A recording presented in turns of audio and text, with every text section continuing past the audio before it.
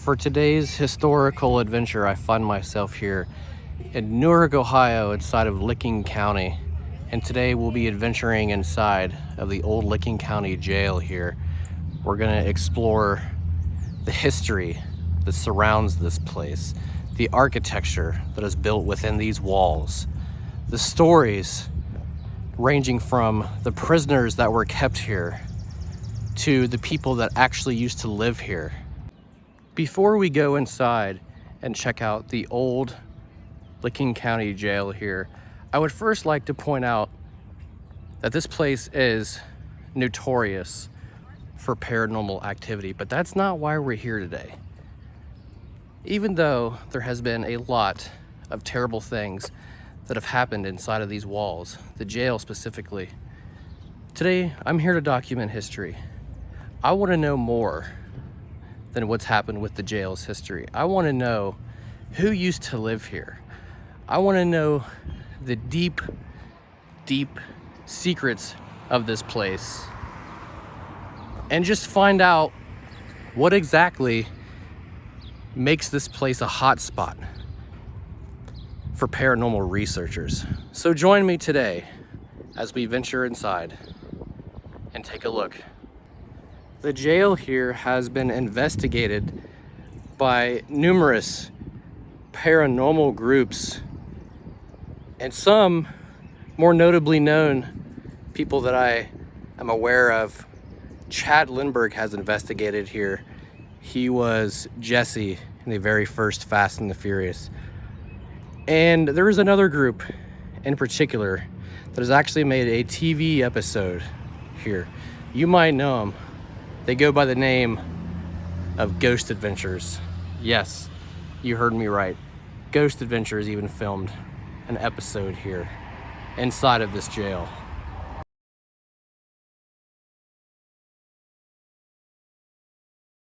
So we're going to go through the first floor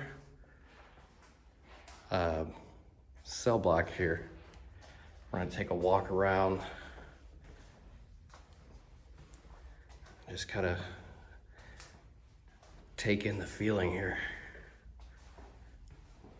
So where I'm walking is where the guards used to walk.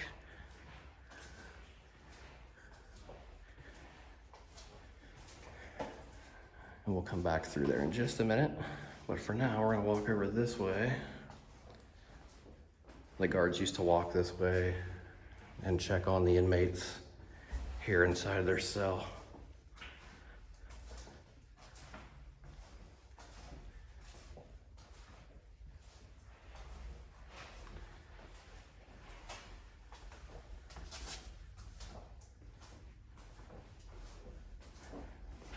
All right, let's go walk this way. Check out some of the cells. We'll check out this one. Got some stuff in it.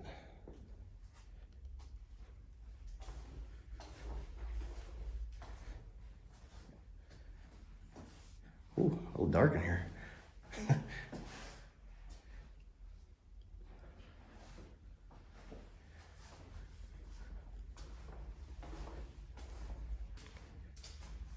Let's go on this one. It still has a bed. And a toilet, and a sink, and a little mirror. Crazy. Okay, so I am here with my buddy Darren Smith. He's gonna be telling us some ghost stories, if you will, about the first floor here, some of the famous stories here. All right, Darren, what do we got?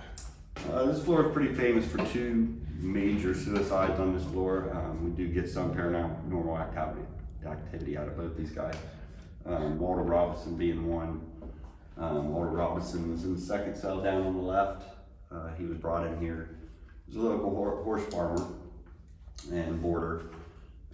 Had a successful business, and he had a girlfriend, and his girlfriend was one of the hands on the horse farm and helped a lot, and he had begged her to marry him every day. I mean, she just didn't have time. She said no all the time. She had sickly parents that she was taking care of, and she just didn't have time for it. And they were working in the horse barn one night, and then his final time, he asked her, will you marry me? And she finally said yes. And he was so excited. He really doesn't know why. He says he doesn't know why he did it, but he actually turned around and bludgeoned her to death on the spot. Oh, wow. In the horse barn. And later was caught, fully admitted to what he'd done, told everybody he didn't know why he'd done it. And of course he was brought here, put in that cell, and he was on trial for murder. And his first court appearance, he went into the judge and he tried to plead insanity. Of course, everybody in town knew him personally, knew he wasn't insane. So the judge denied that claim and sent him back here for another trial. And later that night, he had hung himself in his cell. And that was in October of 1935. Martin Kelly was in this shower unit right here. Originally, these cell blocks were shut off to the guards. The guards weren't in here with the inmates.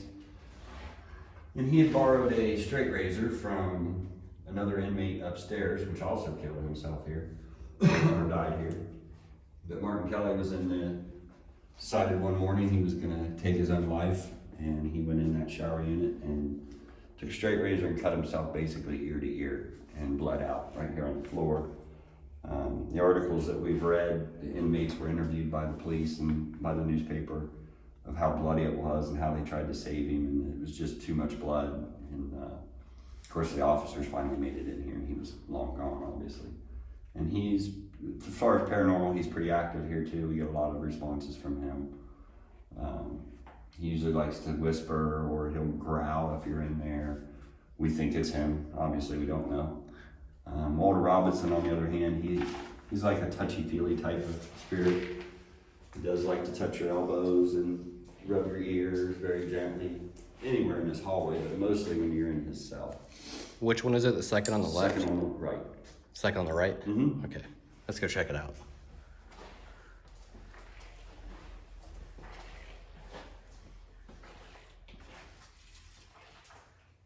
Usually we have pictures of him on the cell bed, but obviously we have construction going on, so there's a lot of debris in some of the cells being stored. Wow.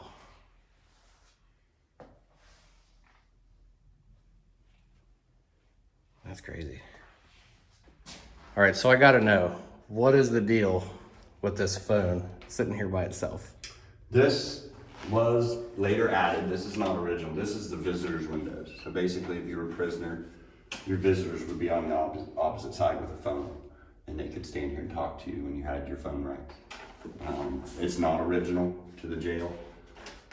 They were added later. This one is different from the rest because we did have a local Cub Scout that wanted to graduate to the next stage, and he was asking if there was anything he could do here. So the board members from the LCGPS, which run this jail, decided to let him just kind of fix this area up. So you can see where he taped off and painted these. Oh, yeah. And he had an extra phone, and it fell, but it actually would hang here. And obviously you can tell it wasn't original from the 1889, but that's the only reason this one looks like this. They do have them on the other floors, just no phone.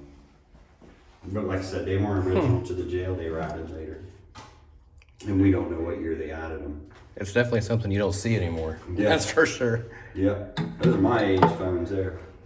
I vaguely remember those. So this, you said, is originally an isolation cell that was turned into showers. Yeah, as the state standards in jails, Oh, that's heavy. as they raise the standards of, human rights and Wow. prisoners getting their rights. Kind of see the shower thing on the wall there. But originally it was a solitary. We don't know why they would have been put in there. Obviously, if they were being a pain and they didn't like them and they were giving them issues, they'd stick them in a cell by themselves. So it was Wow. like an isolation cell for each floor. It is the original bars. The only thing different is they added the brick, what they call wet brick, and then they raised the floor level up to put a drain in. Oh, yeah. And they cut these. these bars here actually were cut off. They were actually probably right against this door. And the reason for that is because they didn't want them to hit their heads as they were getting in and out of the shower, because now they're stepping out. Oh yeah, that makes sense. All right, Darren. So what are these here? This here was the original little door that when it's welded shut now. But originally when the jail was opened in 1889, the prisoners were locked in their cells 24 hours a day. So the guards could actually open that door from the other side, hallway side, and put the food trays in there. They had what they called a dog dish, which was a little tray with 4 little slots in it. And they would put the food in there and they could grab their tray and eat and then put it back. Oh, wow. All right, so that is what they call a gun port. The other side, obviously the hallway side, would have had a little teeny door with a latch that they could open. It's blocked off now, but they would open that door if there was any kind of a problem in the cell block, like a riot, fighting. They could actually roll a canister of tear gas through there. Oh. And then shut the door, and of course it wouldn't affect the rest of the jail. Oh, that's crazy. So I want to point something out. Darren just turned the lights off, and we're walking past the cells right now. I'm walking towards one of the entrances, and on the wall, the paint looks like a shadow from a distance. Right here. Look at that. That is crazy. So Darren was telling me that there's another spot on this back wall right here. It's kind of creepy at night because the street lights, when they come on, they come through these windows. And this wall right here, it looks like there's somebody standing here from a distance. Imagine seeing that when you're in here by yourself. Here's a little plaque thing right next to Walter Robertson's cell. It talks a little bit about his life and his death. It's the story that Darren just told us. That seriously looks like a face. Look at that. You got the eye, the nose, the mouth, jawline. Huh. Wow. And up we go to the second floor. About to hear some more stories. Okay, so second floor, same concept pretty much. I'm gonna walk, make a loop around here. You can kind of hear the birds very close. And then Darren's gonna tell us some stories about this floor.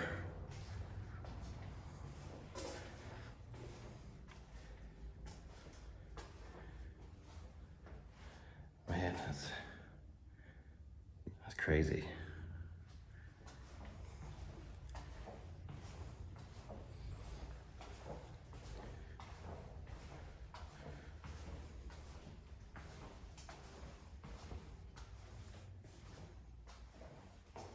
Alrighty, Darren, what is significant about this first cell here? This is the second floor cell block. It's the most famous story on this cell block, which is the most famous story in Newark, obviously, is the Carl Etherington lynching. Carl Etherington was a 17-year-old kid that had been in the military for a year and had lied about his age to get in the military. He had left the military due to dysentery. He had some stomach issues. He was on the train system to come back home to Kentucky. Stopped at a train station in Cleveland, Ohio, and was offered a job to come to Newark and be hired as a state marshal, which marshals were groups of men that were hired and deputized by mayors or governors to shut down illegal bars and brothels during Prohibition. Newark was famous for voting itself dry, basically because they were running illegal brothels and bars and saloons here in town. At the time of Carl Etherington, 1910, there was 68 illegal bars and brothels on the courthouse square. Jeez. In Lincoln County. So Carl took the job and was brought to Granville, Ohio, which is a small town outside of Newark, and that mayor had hired all these guys to come in. He deputized them, sent them into Newark. on July 8, 1910, there were several groups of these men. Started early in the morning, started running around the square and arresting these bar owners and bringing them here to the jail. Carl's team was the last team to come in town. Ended up going to the first bar they got to. It was a group of 5 men with Carl. They went to what was called the Last Chance Saloon. And it was actually operated and owned by an ex-Newark police chief, William Howard. Of course, when they stormed in the bar, they met resistance with the bar owner and his guys. And they got in a fight and were held hostage behind the bar for a long time. 4 of the men escaped. Carl was left behind and was fighting with the group and got in a scuffle with William Howard, and as he fell backwards, he pulled his revolver and shot William Howard in the stomach. William didn't die right away. They actually grabbed Carl Etherington and brought him here, which they said for safekeeping, brought him to this cell. Later that evening, of course, the town's in rage. There's riots, there's fires, thousands of people upset. Later that evening, they found out William Howard had passed from his injuries. So the group of 3,000 to 5,000 public people, angry mob, came down to the jail, broke in the north door, stormed upstairs, beat Carl Etherington to death. Well, beat him. We think he probably passed away here at the jail. As they were dragging him out of the jail, he was muttering some things about, tell my mom I died in the line of duty, those kind of things. And he was beat pretty bad. He was stabbed several times in the chest. He had head wounds. So basically, they drug him out of the jail, across the canal bridge over to the southeast corner of the square, and was lynched on a telephone pole. And of course, he was 17 years old. That's one of, I wouldn't say Newark's most famous, but like their stories. It's a big highlight. Yeah, it's one of Newark's biggest highlights. Yeah, because Newark was known at that time. If you read the articles of the lynching, all the cities in the United States had articles. The Chicago Tribune, the New York Times, all those big cities, and they called Newark the Black Eye of Ohio. Oh, wow. Because it was a rough town, ran by alcohol. Kind of still is in a way. Yeah, took a while to get rid of that. So this is inside Carl Etherington's cell.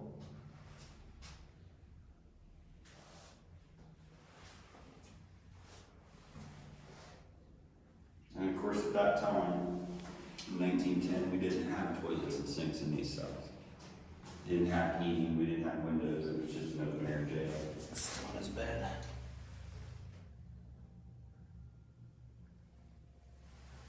Wow. You can imagine the fear he was feeling being stuck in here, hearing the crowd outside yelling his name. Oh, yeah. He knew, he probably knew he was going to end up either severely injured or die. Wow. So this yellow line here kind of reminds me of the scene from Shawshank Redemption where they bring Andy into the prison. And Darren, you were saying, what do they do with this line? They brought the prisoners in through this door? Yeah, for the Jail of Terror on an attraction, we did a prison theme. So basically, if you were a ticket buyer, this was the entrance to the haunt. You were being brought in as a new prisoner in a haunted prison. And they would line you up, and the guard would give you the rules and send you on your way. Just depends on what season. We do different themes every year. I couldn't be a guard. I'd be yelling at people. I thought this was pretty neat. This was a former room where visitors would come and look through here.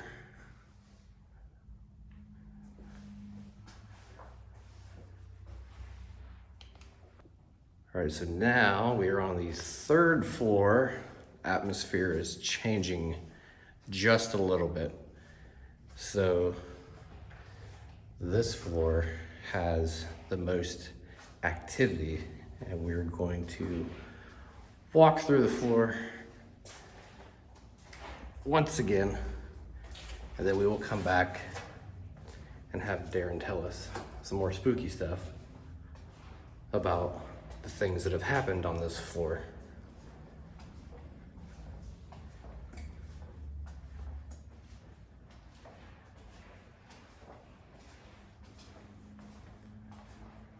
Man, this is crazy.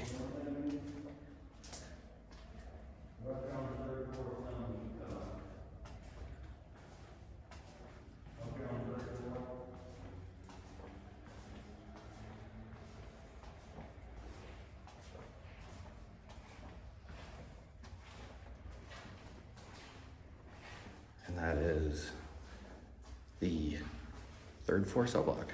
Okay, so what are the stories regarding the third floor here?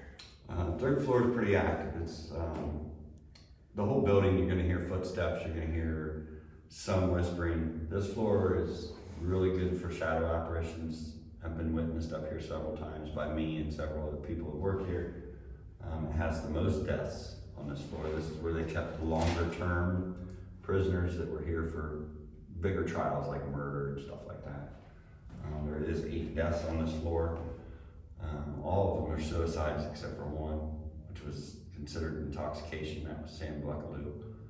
He is the one that gave the razor to Martin Kelly that cut himself on the first floor. The most famous spirit that we have up here, we think, is George Hackett. George Hackett was here waiting trial for attempted murder of his wife. He was in the last cell down on the right, and that's who we call the peekaboo man. He likes to peek out of his cell, and you'll see a head and shoulders kind of peek out once in a while. The other one that's pretty active up here would be Roy Crow. Roy Crow also hung himself in the next cell up.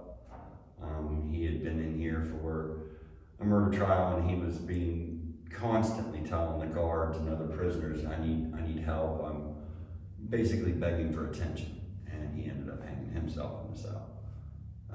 And we do get a lot of footsteps up here, especially down the guard walks at night. You'll hear somebody walking on the opposite side. We've heard keys jingling up here, we've heard whispering. There's a female's voice that's been witnessed a lot lately. Sounds like an old lady, and when she mumbles something, you don't know what she's saying, but you do hear it. And as you stop to listen to it, you don't hear it anymore. It's like she's trying to tell somebody something, but it's been witnessed several times here too. And this is the famous floor for the graffiti. Jail art, we call it. So under the bunks, you'll see a lot of graffiti. The most famous one is the one in the, I think it's second or third cell on the left. It says above the door that this, oh God, I can't remember what it says now. The closest thing to hell The closest thing to hell is Lincoln County Jail. Yeah, we'll check that out here in a second, but. And that's pretty much it, right? But I've personally witnessed quite a bit of paranormal on this floor, and out of all the floors here, this is the one that gives me the most uneasy feeling. Heebie-jeebies. Lights on, lights off, doesn't matter. I still feel uncomfortable up here.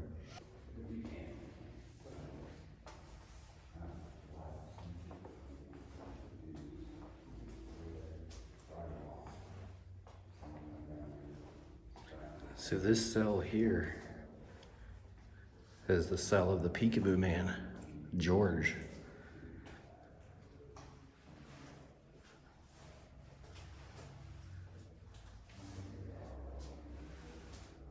Crazy.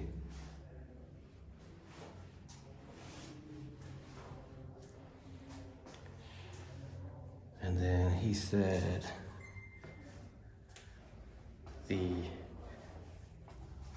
this cell here was Roy's cell.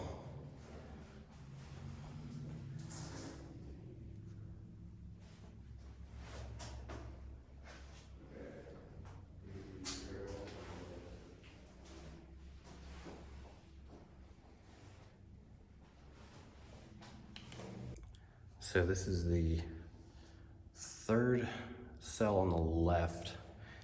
And what we were just talking about, the graffiti on the wall here. The closest thing to hell is Licking County Jail. Yeesh.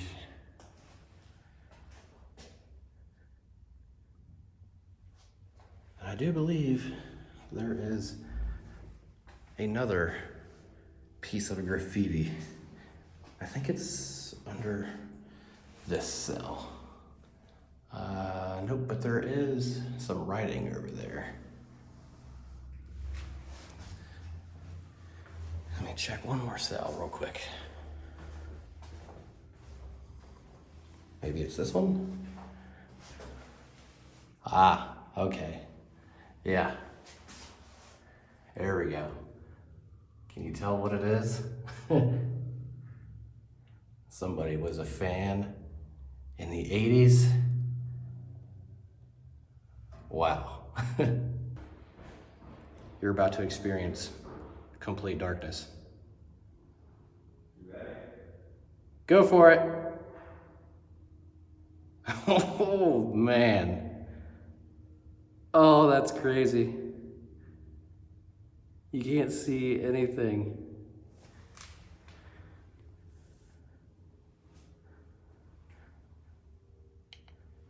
So we are on the 4th and final floor, cell block 4. And Darren, what is significant about these cells? This is probably the most famous cell block in the building. To anybody that's never really been here, they've heard stories of the 4th floor. Originally, it's built different. It was added to the plans of the building of the jail later. It was built to house women and children only. Of course, they used it for women for years until the late 60s. They stopped housing women here because of the overcrowding. We needed more space for men, and they turned this into what they call D block, disciplinary block. The most famous story up here is obviously Mae Varner. She's the most famous spirit here for the ghost hunters. She's very active all the time. You never know when you're going to hear her speaking or mumbling or screaming. She was a local lady who lived here in the 50s. She was always in a lot of trouble. She was abused drugs a lot. She OD'd on drugs a lot, mostly sleeping pills and alcohol. She'd been in here several times for just general jail stuff, getting in trouble in town. She was in the process of a divorce when she died. Her husband had a restraining order on her because she was abusive. The last and final time she was arrested for domestic violence. And of course they released her as usual, and she went out and got herself messed up on drugs and sleeping pills and OD'd again. Of course the sheriff went down to the hospital to pick her up and to arrest her, and she said, "You take me back to that jail, I'll kill myself. I'll burn myself alive." So he just ignored, that's the way she was. So she was brought in, she was booked, and of course there was no men allowed on this floor, no deputies, no guards. So the matron that took care of the jail was in charge of the females. She brought her up. She was the only female in the building, in the cell block at the time, so she took her down there to her cell, locked her down, and the matron went on about her business, went back to her apartment. Later, within a couple hours, she could smell something burning, so she automatically did her job and came in here, and there was smoke pouring out of her cell. She ran down there, and Mae was standing in the middle of her cell. Wasn't screaming, wasn't moving, just standing there, completely engulfed in flames. She caught herself on fire like she told the sheriff she would do. And of course, everybody asks how she did it. Well, you were allowed to smoke in the jail at that time in the 50s. We don't know if she was allowed to have her own matches or if she had hidden a match on herself, but that's how she caught her daughter on fire. And she is the most famous here. She's always active. We hear her mumbling during tours when we're just here working. Everybody that comes here feels that heaviness up here. Even people that aren't involved in paranormal, when they're here for history tours, they don't like this floor.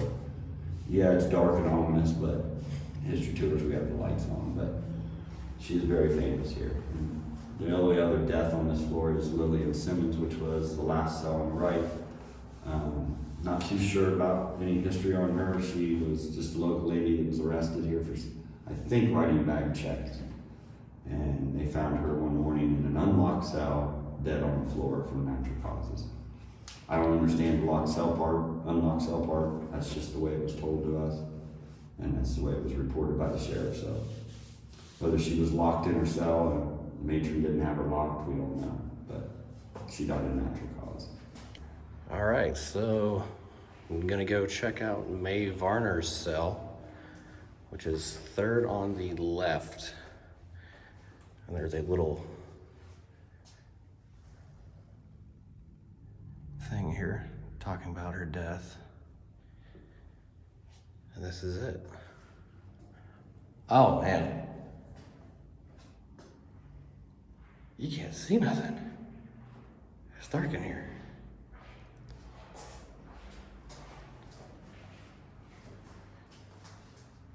Yeah, there's definitely a heaviness in here. I feel it every time I'm up here, but I'm used to it obviously. But there is a music box there on the right above the sink. It's got her name and her date. That date on it, that was made by one of the volunteers, Terry Long, that used to work here. You can't see it because it's dark in here, but I am technically kind of showing it.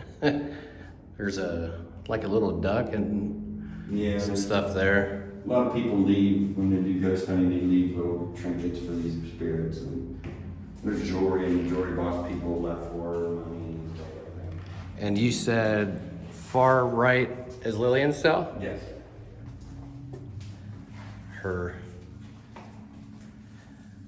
She died of natural causes, but the cell was unlocked. Oh man, there's like markings on the floor and it looks like the like the outline of a body. No. Got me spooked. So I'm gonna go back into Mae Varner's cell with my flashlight on so you can kind of see a little bit better now. But this is what we were talking about. And you can open it and it might be wound up. It plays music. Oh, it's got her name on it. Mm-hmm. If it's wound up, it should play.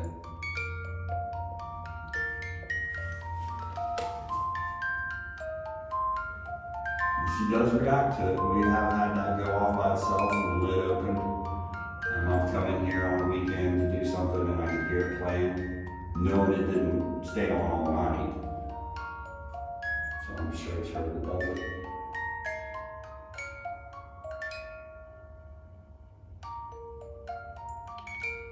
So as you can see, the fourth floor is a little bit different. It doesn't go around like the previous floors do. So it's still on the fourth floor here. The door to my left goes into the matron's quarters where they used to, what do they do, Darren? I'm not good at Matron this. was a hired person by each sheriff, depending on who the sheriff was. She lived in this was her apartment or her house. She took care of the female prisoners and cooked for the jail, maybe took care of the sheriff's family, depending on who the sheriff was and what he hired her for. We have a tour guide here, Nelson Smith, that is 73 now. He lived here as a kid, and that bedroom right there was his when he was a little boy in the 50s. His mom was the matron. She was the longest matron we had here, 25 years. She did all the cooking, home cooking, which was one of the only matrons that did all home cooking for the jail. He lived here as a teenager, and if you ever come here for a tour, he's got some crazy, wild stories of being a teenager living in a jail, obviously. And it's a little paranormally active up here. It has been in the past, was when I first started here, especially this room, which is the kitchen dining room for her. We have a spirit named David, which nobody knows who he is. We think he might have been a guard or a deputy that had been sneaking into the female prison part of the cell block and doing things with women he probably shouldn't have been doing. I think he may still be here. He does haunt this area a lot. Got several pictures of him in this window standing in his shadow. I have an apparition picture of him standing in that room. Like I said, we don't know who he is, what his past is. That's just a guess from the psychics that are getting the vibes from him. And right out there is the parking lot. And you said this room here used to be a bedroom? Yeah, that was Nelson's bedroom or just another bedroom there. He had a pretty cool view. Yeah, and he said that billboard right there, the green one over there by the train tracks says Puff Puff on it. Right there. That very billboard was even here in the 50s when he was a teenager, and he'd lay in bed and it always had a Mustang advertising on it. The 65 Mustangs and all that. Oh, nice. He said that very billboard's still there today.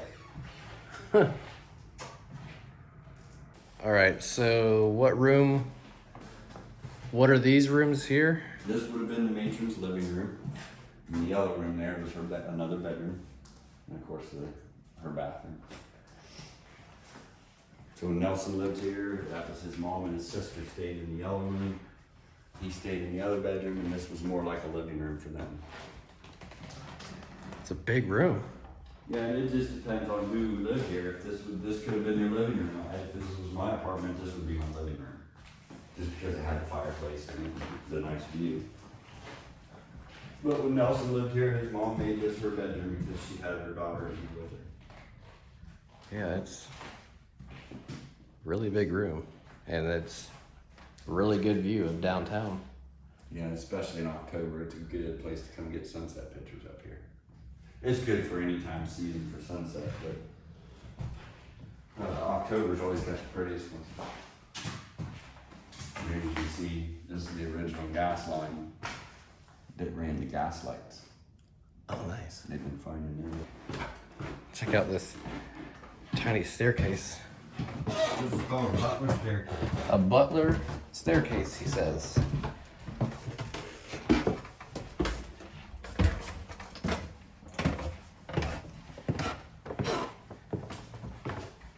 Little sign here, the sheriff's bedrooms. This area has 4 bedrooms and the bathroom for the sheriff or sheriff's deputy and his family. By the 1970s, this floor was used as office space, which is why the walls are painted completely white. See if you can find the bedroom door with the sheriff's star imprint. There's 2 of them actually. There's, there. it's on this door? Yeah, this was Sheriff Billy in the 80s. His office, he called it his Oval Office because it was oval. Yeah, I can see it. You can see the outline. That's because there was a star hanging here that had his name on it. And then there's another one over here. This is probably a deputy's office. Or a lieutenant or something. Oh yeah, you can definitely see that one. And I don't know if you can see the hole, so there's probably a tin sign that had their name on it. Those were 2 bedrooms over there. This was known as the living room. If I can open the door. This would have been his living room, 2 bedrooms, and this was the master bedroom, where we did have 3 sheriffs pass away in here. And this was the bathroom.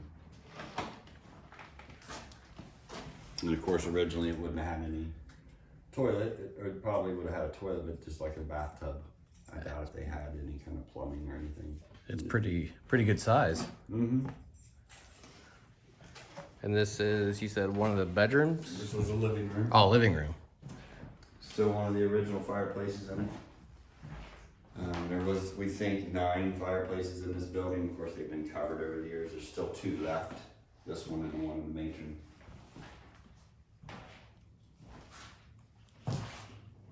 Wow. You can see the original windows, how they would look. This would have been glass all the way around. And of course, they put new windows in over the years. But that's the whole plan here, is to bring everything back to original. So that will probably go back to an original trim and get rid of the painted woodwork. Wow, yeah. You see where the windows used to be. That's cool. So this specific room here, you said 3 sheriffs passed away. Yes. Okay, we're gonna go in and check it out. And they all died of heart-related issues? Heart ailments or heart attacks. Sheriff Ross and Embrey was the first. That was in 1934. And Sheriff Roe Francis died here in 1949 of a heart ailment.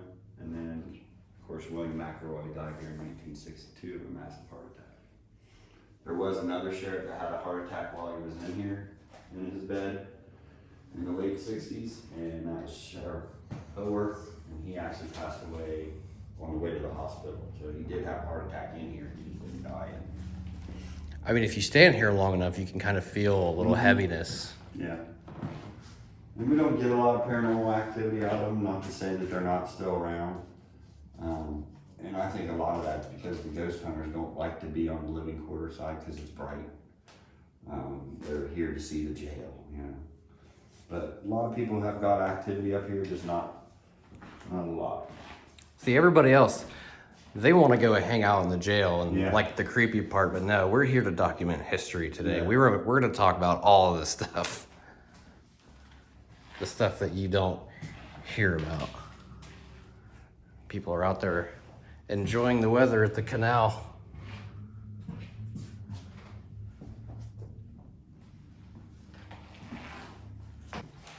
So this is just another bedroom? Yeah, these 2 rooms are just bedrooms. Both of them got a closet. This one's got all our, that's where all our historical stuff is. It's usually displayed around the jail. It's hiding from all the work going on.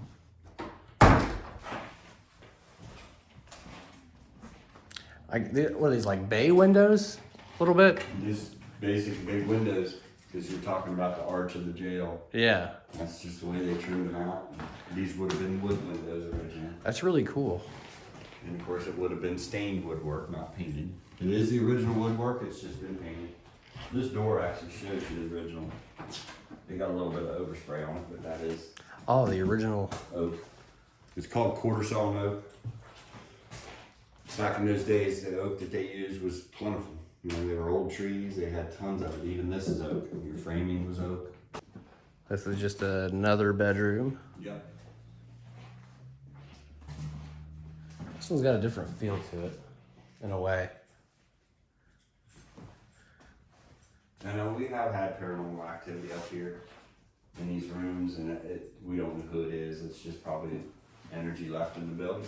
I mean, had people whispering Terry's ear in this room. He came up here one day. We usually used to keep all our merchandise in here, our backstock. Of course, it won't shut now because they're working here, but this had a little lock on it. We come in here, we could hear something. Sound like a grinding. So me and her came up the steps, and nobody had been here, and that lock was just swinging. No idea why. There was nobody here. That's And that's the day she was standing here, and somebody whispered right in her ear, like real loud. And I had already stepped out of the room, and she freaked out and came running out. So this door here is the front door to the old jail here. Now, mind you, this place is under construction, so don't mind the mess. Please excuse the mess. But what is significant about this area? What's the rooms? This would have been the formal dining room. I don't know if I can get this. I can show you the other one. This Oh. is actually a 6-foot by 9-foot pocket door, original. Oh, that's cool. This floor was built more or less, depending on who the sheriff was at here, but the first sheriff that lived here was Sheriff Criley in 1889, and his was an entertainment floor. He liked to show off. So he'd invite all the big wigs in town, and they'd have big dinner parties and, you know, gatherings here on this floor. And of course, the room with the tarp on it is basically shaped just like this one. It was more or less like an entertainment living room, sitting room type. And we can walk around and see it. But I do want to ask, that stained glass, is that original? Yes. So Right the over there. Original glass from 1800s. There's 1, 2, 3 of those, and then there's in the sheriff's office. There's a different color and more original stained glass. Oh, wow. So yes, that is all original. This shows you what the woodwork originally looked like. We stripped a spot. This is what you see, the tiger stripes. They call that quarter sawn oak, which you can't really get anymore nowadays. It's very expensive. It's just the way the cut of the grain is. But that is the goal here, to bring all that woodwork back to original. Get rid of this ugly white paint. It will be restored one of these days, and I cannot wait to see it when it's finished. This little room here used to be a kitchen for the jail. Small room.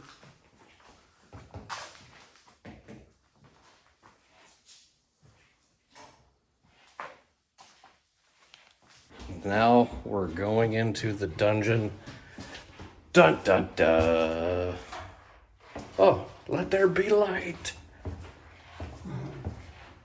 Okay, so this door here was used to bring the original prisoners in, and check out this little area. So this room was used for booking, correct? Yeah, that was always a booking room through the whole history of the jail. Like you said, they came through that door with the prisoners. They'd book them in here, and then they'd take them in there and delouse or shower them. They'd go into the dungeon side to a holding cell until they decide what floor they wanted them on. And then there's also a drunk tank in there and what we call the solitary confinement. So this room used to be the chapel.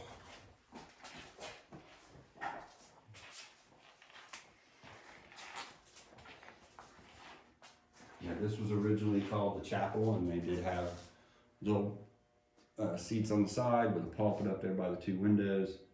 And then later in the years, as it got overpopulated, they needed a bigger kitchen. So they turned this into the main kitchen of the jail. So when the jail closed, this was a kitchen. Wow. And of course, over the years, we had torn out all the walls and everything back to the original walls. So this room used to be a pantry and a cold room? Cold room. This Oh, was cold storage. And then when the kitchen was built in here, they turned it into a pantry. They had big walk-in freezer in here, big coolers for food. Yeah, it's a little cold in here. Yeah, the basement's a little chilly. Oh, look, it's a face. Now, being that we are here in the basement, you guys do that haunt, was it called the Jail of Terror? Jail of Terror haunted So attraction. through this portion of the video, you're probably going to see a little behind the scenes.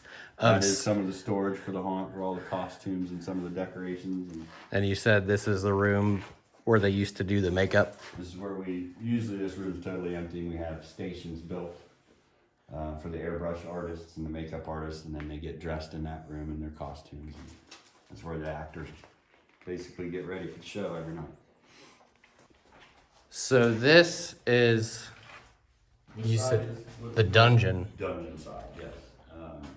So this was a holding cell. There is some walls missing now that have fell or have been taken down and changed. This whole area here was called the holding tank.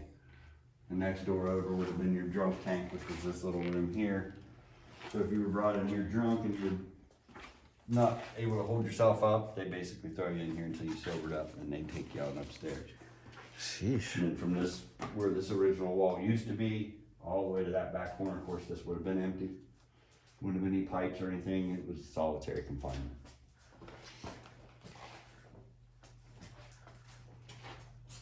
Ooh. Now later in the years when the jail closed, there was guys all over this whole area. It was wide open to general public, so it was so overcrowded. They just had guys on the floor in here. So General population. these walls right here, these are built for the haunt, right? Yeah, those are for the haunted attraction. Yeah.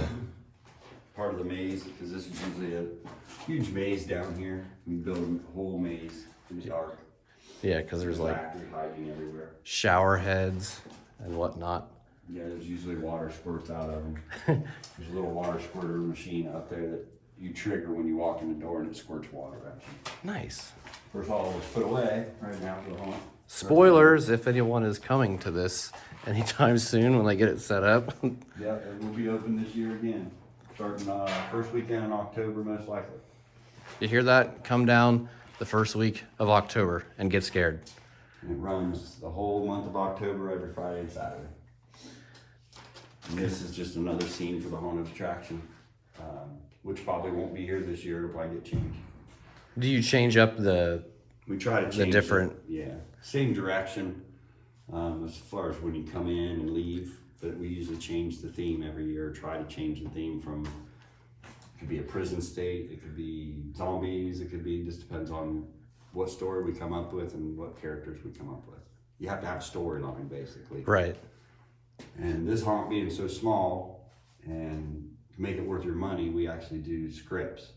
So there's certain actors that stop you and you do interaction. They might take, like last year we did the prison thing. They had to take your fingerprints. They had to get your information. You had to go see the nurse and be inspected before you got to go into the cell block. Oh, that's cool. That kind of stuff. So we do like little scripts. The actors learn a script. They hold you up for a few minutes, tell you a story, or tell you where to go, or to go find. You got to go find so-and-so before you can leave, that kind of thing. It's interactive. And that's just because it is such a small attraction that we might try to make it worth your money and keep you in here for at least 15 minutes per group. That's sweet. I mean, you get to 40 actors all together, and each night we run about 25 to 28 actors. So who can I contact about being an actor for this? Me. I'll be in contact in October then. I'm the general manager, and basically I run the haunt. I have a girl that actually interviews the kids and hires the kids as actors. And it's a lot of fun. It is. Mostly kids. I do have a lot of adults too. I have guys that are in their 40s. Our main character, the warden outside, he's more my age. He's been here every year. He's like the mascot of the jail of terror. He's more queue line entertainment. He stays outside. I'm 31, so hopefully I fit somewhere in that bracket. Oh, yeah. Yep, I've had some my age. I've had them older than me. It's a lot of fun. So I'm gonna watch my step, but I know it's not working. Yeah. But check this out. Ah. Thumbnail shot right there. Wow. He's been here every year. He's been in this building since 2015. He's been in every year to haunt. I'm gonna go. Oh, there's nothing that way. It's just the door. So is this where they go out at then? Yeah. That goes to that where my car's parked in the driveway. There's a staircase there leads out to the driveway. It's usually propped open. They run out this way. Oh, nice. I'll walk through this way now. And those are bunks that are part of a maze system for the jail of terror too. They're not part of the jail. And we move them around, and they usually have bedding and bodies. And this one's got a sliding actor door, which I'm giving away all our secrets, really. But I can edit this out if you don't want me to put it. oh, in. you can do it because it'll probably be changed this year. But that's part of a maze. It's of course strobed down here severely. It's so strobed it'll make you sick. Oh. And the actors are up there. Office open, scare you there. And we have drop panels in the maze. I see a face on this one. Is there? Kinda. Oh yeah. And this may change. We don't know what we're gonna do this year. This was used for 2 seasons in a row. You hear that? So if you do come here and you see this stuff, don't blame me because they're gonna change it. Plus, it's so different when it's Halloween time. With the lighting and the sound, you you won't recognize any of this stuff. You're not gonna be able to see any of this stuff anyway. The actors make it hard for you to get through here. You don't run, that's for sure. This is basically where they'd enter. And they turn and go. Oh, okay. Yeah, that makes sense. And they go down here and into the cell door, through the maze back there now. So before we end the tour, I want to ask you, Darren, what is with this lady's creepy photo here? That is Miss Laura Devlin. She lived here in Newark with her husband. They were, at this time when she was arrested, she was in her 70s, late 70s. Her husband Tom was a very abusive man. They had been married since they were in high school, of course. And their favorite thing to do was to sit on the front porch and greet the mailman every day and talk to him. It was just a thing. But he was an abusive man, and she was cooking dinner one night, and he just got an attitude with her, and he threw a dinner plate at her. So she continued to cook his dinner, and just finally she snapped. She'd had enough. She took a frying pan, smacked him in the head with it. Which, telling the story now, we think that's probably what killed him. Because he fell to the floor, and in her anger, she beat him with her fists till he wasn't moving, blah, blah, blah. So she just walked around him, left him lay there on the floor, ignored him. He didn't get up and move for after a few days. She rolled him up in the carpet that was there in the hallway, not knowing what to do because he had passed, obviously. So she decided one day, I need to get rid of his body. I need to hide this. So she went out to his tool shed and grabbed every tool she could find, a hacksaw, sickle. She tried to use the sickle to cut him up, but the sickle handle broke. So she decided to start cutting him up with a hacksaw. So she cut off his limbs and cut off his head, obviously, and was hiding parts of his body in the field behind the house, which is now Newark High School parking lot. Oh, nice. Yeah. She put his torso in this wood-burning stove in the kitchen.